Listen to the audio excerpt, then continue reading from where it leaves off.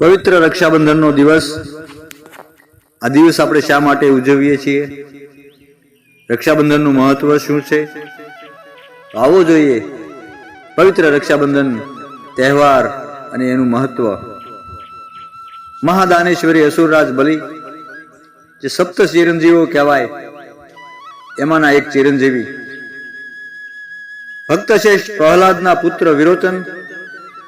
આ વિરોચન અને તેમના પત્ની સુલોચના થકી જેમનો જન્મ થયો હતો તે વિષ્ણુ ભક્ત, પ્રતિજ્ઞા પાલક, દાનવીર મહાન યોદ્ધા હતા. વિરોચન નામના સામ્રાજ્યના સમ્રાટ હતા, જેમની રાજધાની મહાબલીપુરમ. જ્યારે દુર્વાસા મુનિના શાપથી ઇન્દ્રની લક્ષ્મી નષ્ટ થઈ ગઈ, ત્યારે શુક્રાચાર્યની પ્રેરણાથી દૈત્ય અને દાનવોની સેના લઈ બલિએ દેવો પર ચડાઈ કરી અને સ્વર્ગ પર અધિકાર મેળવી લીધો હતો.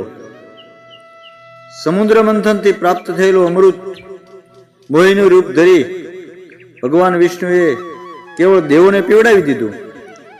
આ ખ્યાલ આવતા દેવો અને દાનવોનું યુદ્ધ થયું. ત્યારે અસુરોના ગુરુ શુક્રાચાર્ય સંજીવની વિદ્યાથી મરણ પામેલા અસુરોને ફરી જીવિત કર્યા.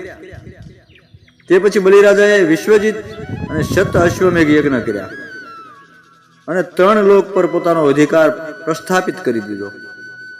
આવા સમયે દેવોનું રાજ્ય પાછું અપાવવા અદિતિ માતાના પયોવ્રતથી પ્રસન્ન થઈને ભગવાન વિષ્ણુએ વામન અવતાર ધારણ કર્યો.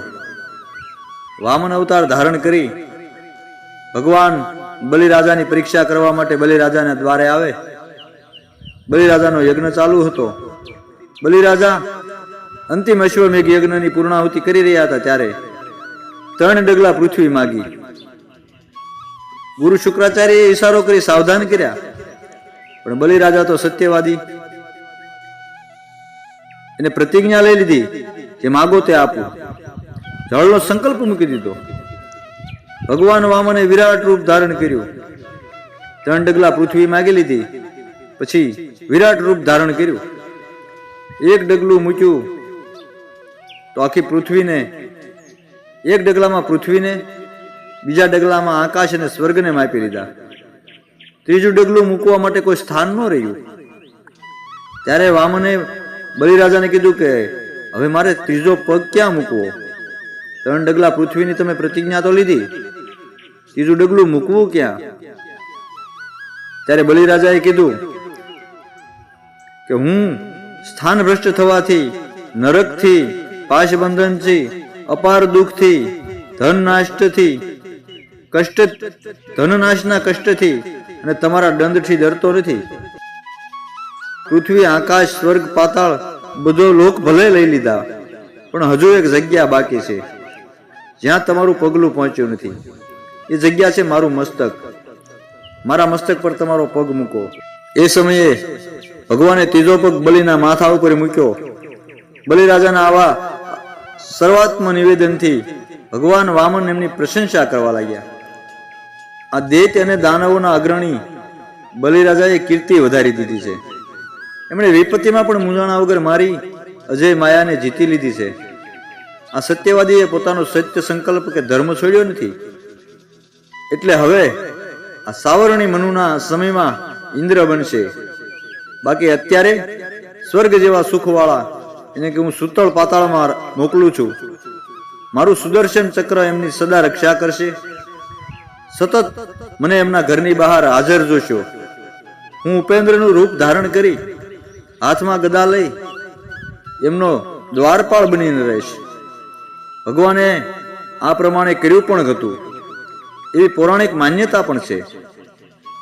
એ પછી લક્ષ્મીજીએ ભગવાન વિષ્ણુને પહેરેદારમાંથી મુક્ત કરાવવા માટે, દ્વારપાળની ફરજમાંથી મુક્ત કરાવવા માટે બલિરાજા પાસે જાય છે.